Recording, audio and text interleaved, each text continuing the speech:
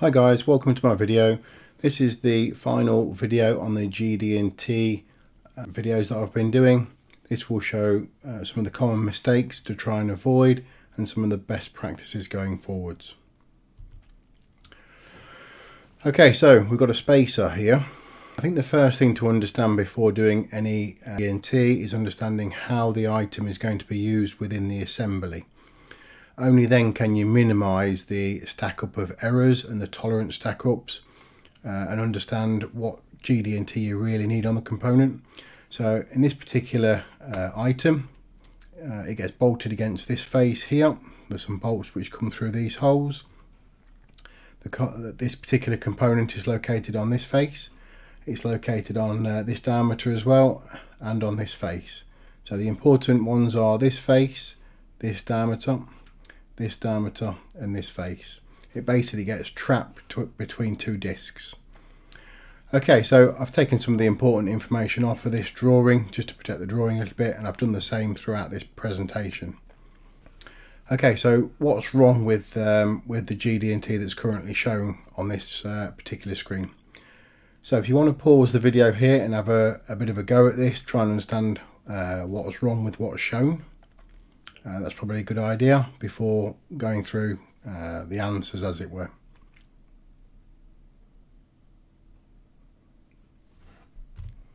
Okay, let's start on the left hand side and at the beginning. We've got a flatness tolerance of 0.05. All these dimensions should actually be commas because this was a metric drawing, not the full stops as per the ASME. It's an ISO drawing, there should be commas. So the flatness tolerance on the top left at this location here, the arrow shouldn't really be aligned with this particular feature.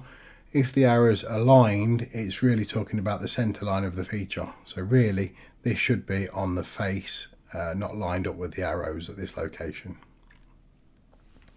Coming down a little bit, we've got the Datum B, which is this diameter here. Got a size on it. We've got a roundness of diameter 0.02, and the roundness symbol, it shouldn't have a diameter in it here. So roundness is two circles apart, and it's the distance between the two circles. So the 0.2 is the distance between the circles, it's not a diameter. And I see this one all the time. So this should never have the diameter symbol in it here. Okay, so we've got the squareness or perpendicularity, depending on what standard you're looking at. It means the same thing, making sure one thing is square to something else. But the problem is here, it's missing what it's square to. So in this location, what we really want to make sure is that this is square to this. So we've got some sort of form control, and then we've got some sort of tolerance on this diameter relative to this face. So the diameter symbol is missing here, and also the datum A is missing here. So it should have had datum A in it. So this needs to be relative to this, and it's the squareness not just in one direction or in one plane, it's the squareness in all directions that we want. That's why you need the diameter symbol just here. So if this is round, generally you'll want a diameter symbol here. Okay, so we've got an angularity on this particular chamfer of 0.1, and that's also missing datum A. So it should be, this should be relative to this. And also this 45 degrees should be in a box because it's a theoretically exact dimension. The box dimensions go with the GD&T symbols. We've got the length of the part from this point here, or this face to this face, of this 88.49. Now a lot of people get confused sometimes on this, and this parallel tolerance here, so we've got a parallel tolerance on this face. The parallel tolerance is 0.1, but the parallel tolerance isn't positioning this face. It's basically doing the orientation of this face relative to this face. So because it's an orientation tolerance, it's not telling us where the location or the position of this face is. So this shouldn't be a box dimension. This box dimension doesn't go with this parallel tolerance. If this was a profile tolerance, we could then position this face relative to this using a box dimension, so that would be okay. But the size of this at the minute isn't relative to this. It's not this plus or minus 0.5 because of this tolerance here. This is independent of this size. So it's size and orientation, two separate things. So this shouldn't be a box dimension. Okay, so we've got a flatness tolerance here, and there's a datum in it, and obviously there shouldn't be a datum in it because this is a form tolerance, so it shouldn't have a datum in it. If you look to the particular standards, all the form tolerances shouldn't have datums in. They're controlling the surface relative to itself, not relative to something else. Okay, so we've got this face here, and we want this face parallel to this face, and it's missing the datum. So we should have datum A in it in this box. So it should be parallel 0,1 to A in a box. What else have we got? We've got the angularity here, and again it's missing a datum. This one's a bit of a strange one. Really, the box dimensions should come from the datum faces, not a different face. So we need to understand if this chamfer needs to be relative to this face, or if this chamfer needs to be relative to this face. If this chamfer needs to be relative to this face, then we can have datum A in here. But then this 45 degrees ought to be a box dimension, but coming from this face. So it's relative. If this angularity needs to be relative to this face, then we ought to datum this face and put a new datum here, for example, and then box the 45, and that would be okay. So again, it's understanding how the component's used in the assembly. Okay, so we've got control on this diameter relative to this diameter, and we want to make sure it's concentric. You can actually change the concentric symbol with a positional tolerance, and it does exactly the same thing. So if we were doing this with a positional tolerance, I think people would get this right. They would put a diameter symbol here. So it would be positional tolerance, diameter 0,1 to B, because this is a diameter. What people tend to forget a lot when they do concentricity is they miss the diameter symbol still. But again, we want this to be right in all directions, not just in one plane. So the diameter symbol is missing here. I think if you've got a choice between a positional tolerance and using concentricity, I think if it's two diameters and there's no box dimensions, there's no offset, then I prefer to use concentricity rather than positional tolerance. People aren't looking for the box dimension then. They know it's on the same centre line. Okay, so let's move forward. Okay, so we've got an aerofoil here. I've taken away some of the tolerancing again just to protect the drawing. And I find this is quite a good way for dimensioning an aerofoil itself. What we're doing is here, we're positioning the aerofoil itself all the way around the aerofoil relative to your aerofoil datums, ABC in this case.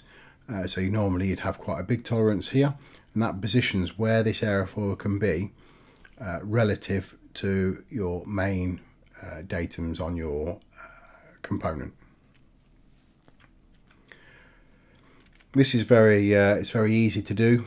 It's very easy for people to understand when they come to inspect it. I find on aerofoils a lot of the time the stacking axis, you have a model stacking axis where the aero datum comes from. That's not actually existing on the part itself, so it's very difficult to inspect a part relative to something that doesn't exist. So in my opinion, it's better to have an actual feature you can measure to make sure the component is correct, rather than a feature that doesn't exist. So that's what I normally try to do.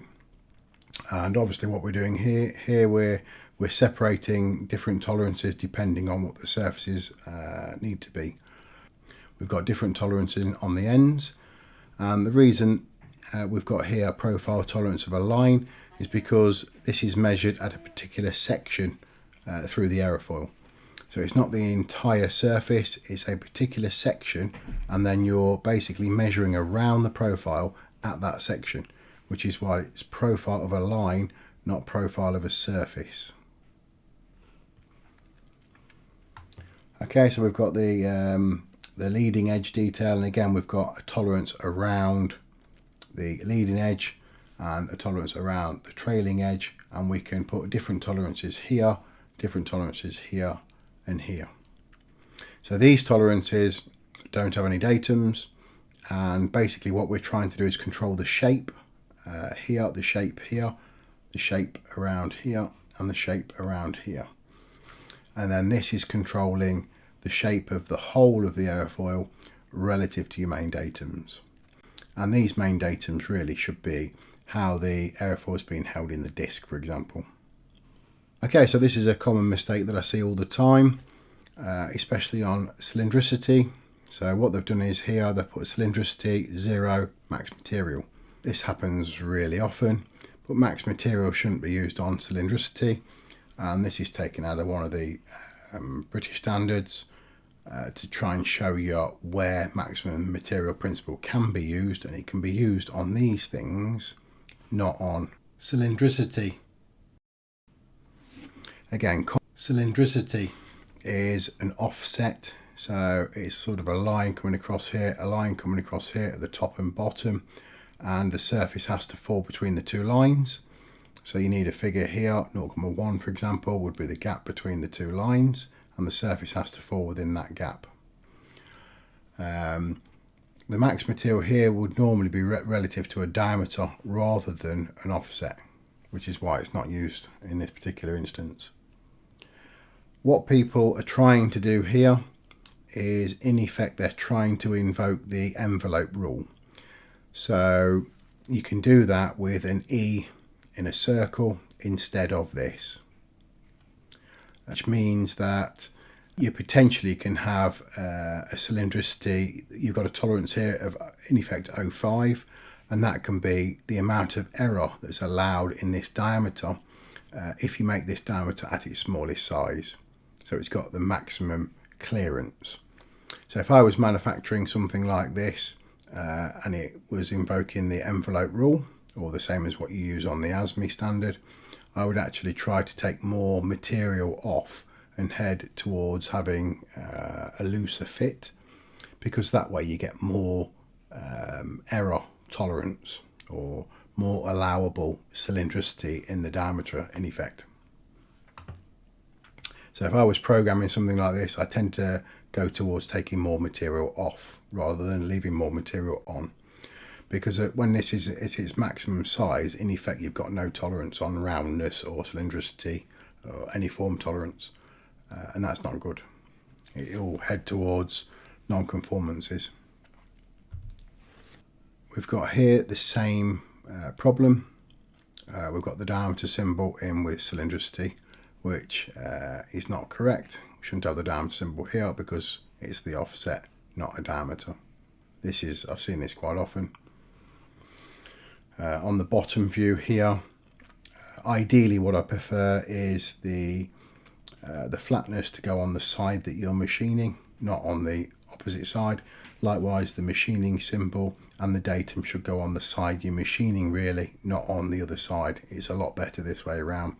And if I was doing this, I think I would combine the flatness, the datum and the machining symbol all in the same thing, and that way people don't miss one of the important bits of information. So I would put on this side, I'd put this symbol, and then I'd put the datum A on the bottom of this, and on the arrow I'd probably put the surface finish, so it's all contained in the same area and then nothing gets missed. Okay, so at the top here we've got a thread, a detail of a thread. Ideally what you want to do is make sure you don't type in any dimensions, especially if you're using a 3D CAD system, and it's pretty obvious here that this has been added as a note rather than coming off as a proper dimension across here. So I don't prefer these notes being added. I prefer things dimensioning up correctly. As we can see here, this is a thread. We know it's round and it's missing the diameter symbol in with this tolerance. So it should have the diameter symbol here, which is it's missing. This is quite an interesting one. We've got some sort of tolerance A-B, so A and B priority are split evenly. So I'm assuming that there's a cylinder at this end or something, a cylinder at this end, and that's giving you the centre line. So I'm assuming here A-B would be the centre line coming across. I'm not seeing the rest of the drawing. But if you look at the bottom, we've got an angularity 0,01 A-B, which is the same datum as this. And I'm assuming, as before, that that would be the centre line. So this 34 degrees really should be coming from this centre line. So the angle of this should be relative to this centre line, which is not dimensioned the correct way. So it's dimensioned to this top face at the minute.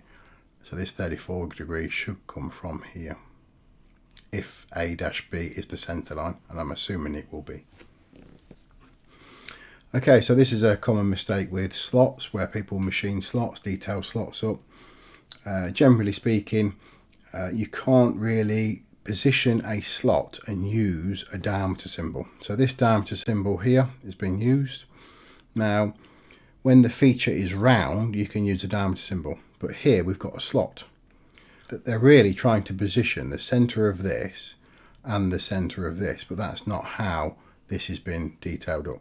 So this has been detailed up as they're detailing the centre line of this from here to here. They're detailing the centre line of the slot up, and they're not detailing the slot up in the other direction at all. So you can't really use a diameter symbol when the feature is not really a diameter. Also on this particular drawing, the size is quite tied up when it's obvious that you've got a bolt coming through here or something and it's going to float in here. Even if you've got two bolts, they're going to float in here somewhere. So this tolerance looks very, very tight for what this is trying to do.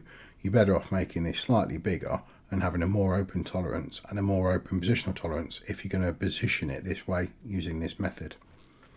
So if I was going to position it using GD&T in this direction, I would do it like this, but without the diameter symbol in. And I'd also put a box dimension relative to the centre line of the feature. Then the datums would be, the top face would probably be datum A, and this probably would be datum B. So I'm positioning it relative to this face, and the box dimension would be relative to this face. So it wouldn't have ABC here. And then I'd probably put the same here underneath here. So I'm positioning the slot in this direction with this symbol. And then that would be relative to, if this is datum B, so the centre line of this feature here is probably datum B, which is what this is. And this slot's been dimensioned from that centre line. So again, that would be datum A. And if this is B, that would be AB. If this is C, then this one would be AC, and this one would be AB. Looking at this, you probably only need to dimension in this direction using GD&T, because I think it's only this way that's really important. So I'd put this symbol under here probably, and I'd probably ignore box dimensions in this direction and just use normal dimensions going this way. Okay, so we've got another component here. Sometimes it's very difficult to understand. We've got here through hole. I'm assuming this hole is going all the way through the part. I tend to prefer to put lines in just to make sure people understand it's going all the way through the part. It's quite a good way of making sure that this hole is on the centre line of this feature here. So this is making sure the centre line of this hole is on the centre line of this diameter. So this is quite a good way of doing that. And I said here, best to model to mid limit of size and use 3 decimal places on a metric drawing. Sometimes when we have some awkward sizes, I've seen 4 decimal places on a metric drawing, and you can't really even measure to that, so it's a bit pointless. 1 micron is 3 decimal places, so I wouldn't go more decimal places than that on a metric drawing. Okay, so we've got an example of common zone here, where we've got a flatness of this face and a flatness of this face. but the common zone means it's treated as one face running straight the way across, one zone. So it's not a flatness treated across here and then a flatness treated across here. It's a flatness of one plane in effect coming straight through the two surfaces, and this is the total tolerance. I get asked quite often, what's the difference between concentricity and runout? Is runout half of concentricity? I get questions like this all the time, so I thought it best to draw a quick picture to try and understand the difference between concentricity or runout. And the reality is they're very, very similar. So if we've got concentricity, we might have a diameter across here, so we've got a diameter. In this case, I've put a diameter in of 0.1, and I've tried to show the difference between a diameter of 0.1 and a runout of 0.1, and in effect they're really the same thing. There are different places you might use concentricity to run out, and run out you're controlling something, a surface relative to a datum. With concentricity you could be probing around a shape and taking the average position of something relative to a datum. So there are some slight differences. But if you see on this picture, we've got a diameter of 0.1, and I've drawn on the top circle this blue circle here. So, and I've gone for a diameter of 1mm. So I've drawn on the top here this diameter of 1mm. On the bottom I've drawn a diameter of 1mm, which is this blue circle. And I'm trying to show the allowables of the difference between concentricity and runout. And the runout I've sort of shown with the green line is the nominal, and the two dotted red lines as the tolerance.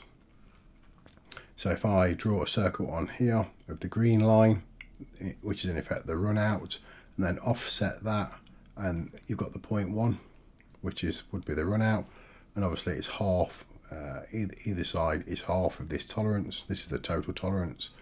So it basically comes back to, it's pretty much the same thing. So you don't need to half one or double another or anything like this. It's relative. Okay, a little bit on setting datums up.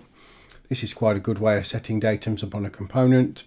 I always prefer on something like this to pick datum A as being the face of a component.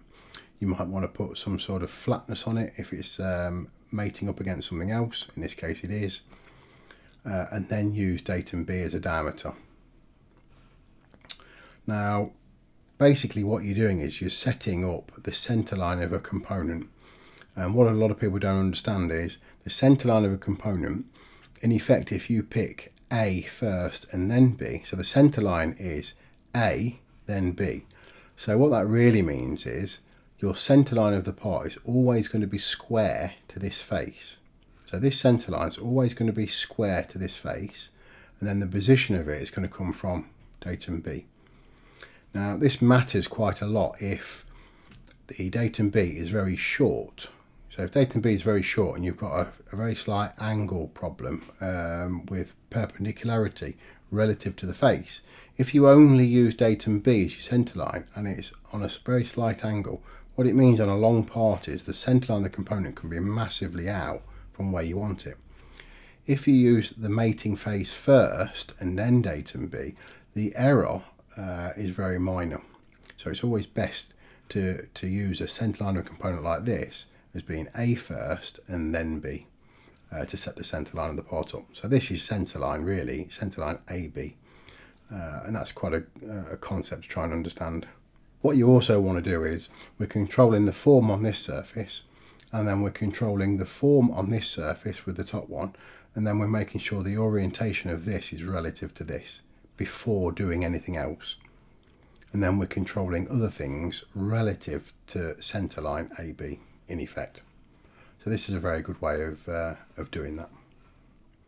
It sometimes matters the best GD&T to pick depending on what the component's doing and the actual geometry of the part. So if you've got a very long thin part, you might need a different method to a big diameter, very thin part in effect. Rather than a long thin part, you might need one method, and a short big diameter part you're going to use a different method. And it's just looking at some of them examples, I think. Okay, so another one here, we've got datum A controlled with flatness, but datum B, the squareness is missing the diameter symbol again. So here you want the whole diameter to be square, not just in one direction, just in the X or Y planes. You want it square all the way around. And we've got another example on the right of something very similar, and again a good way of setting the part up. Right, so in this particular example we've only got one datum, and when can we use just one datum rather than two datums? So on this particular example we've picked datum A as being this cylinder running across here, and it's quite a long surface. So this is over 200 millimeters long from here to here. So this is a very good datum A to pick, and using this as datum A we don't really need two datums to control the rest of the part. So we can control this mating face relative to the center line of this feature using total run out. So your total run out is controlling to make sure this surface is square to this. It's also making sure it's not concave or convex. So the total run out is doing your flatness of the face as well, and your squareness. It's doing lots of things for you. We can control this surface just using this symbol. And again, we can do the same on this diameter. We can make sure this is running true, total run out again. So it's making sure this is round, and it's round over the length of this cylinder relative to the center line of this feature. So because these features are very small and this one's very long, you're going to get very good accuracy on these ends relative to this. So again, it's looking at the geometry and trying to pick the best datums for the minimum error. If you look on the bottom, again, someone's put the max material here when it shouldn't be there. Okay, so we've got another component, very similar to the one before, where we've only got one datum. And here the datum A on the left hand side, it's got its own form tolerance. Again, this shouldn't be here. But datum A is 25mm long, and the total length of the part is 55mm long. So again, this is probably okay to just use one datum. However, if this datum A was only 5mm long or something, then it may not be the best thing to do just to pick a diameter that's 5mm long, because any squareness error in that 5mm could throw off the other end of the part quite a way. So it's trying to look at things like that and trying to work it out. And if you're struggling to work it out, sometimes it's best to actually draw it so you can visually see what the maximum error could be in the other end of the component. Okay, here we've got, this is actually a different drawing to this one. So let's start with the left one. If you're doing some sort of washer or some sort of flat part, I find it's better to put the same tolerance both sides. So in effect, you've got a flatness of 2, you'd put a parallel of 2 relative to this side. And a lot of the time then, it doesn't matter which way around this component gets assembled. In this case, it's actually got a chamfer on one side, so it does matter. If that chamfer was really needed, I'd see if I could put the chamfer on the other side as well. So when we come to assemble the component, it can't go the wrong way around. And using the same tolerance this side to this side, you can make sure it doesn't matter which way around it goes on assembly. So if you're going to use a different tolerance this side to this side, there needs to be a really good reason why. Looking at the picture on the right, we tend to use this equispaced. It's more on ISO drawings rather than ASME. But it's a good way just to say that the angles between these holes need to be equally spaced. So in effect, they're all box dimensions, theoretically exact dimensions, positioning where the center point of all these holes are. So that's done with obviously this diameter here and the fact that the angles are all equally spaced. If this was an ASME drawing, what it would probably say, instead of equispaced, you'd probably have an angle coming across here, and it would probably say something like 12, and then the times would go right next to it, and it'd be a big times because it's a quantity of, so it would say 12 times, and then there'd be a gap, and it would just say 30 degrees in a box. So sometimes it's slightly different depending on what standard you're working to, but I think if you used either method, people would understand what you're trying to do. Here we've used max material as well, and you always want to work out the positional tolerance at the worst case scenario. When the hole's at its smallest, you work out the positional tolerance of 0.4, and in this case, if they produce the hole more close to this size, then you get that extra bonus in this 0.4.